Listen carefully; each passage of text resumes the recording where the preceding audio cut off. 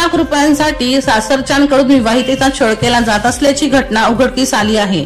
या प्रकरणी मंगळवार दिनांक 16 एप्रिल रोजी MIDC पोलीस ठाण्यात पतीसह सासरच्या मंडळी विरोधात गुन्हा दाखल करण्यात आला आहे।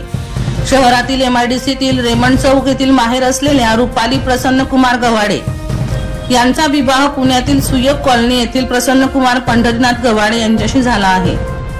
आजारपणासाठी विवाहितेला माहेरहून 1 लाख रुपये आणावे अशी मागणी केली। दरम्यान विवाहितेने माहेराहून पैसे आणले नाही या रागातून पती प्रसन्न कुमार याने विवाहितेला शिवीगाळ करत मारहाण केली, तर सासू सासरे दीर आणि दिराणी यांनी देखील शारीरिक व मानसिक छळ केला। MIDC पोलिसात धाव घेऊन तक्रार दिली।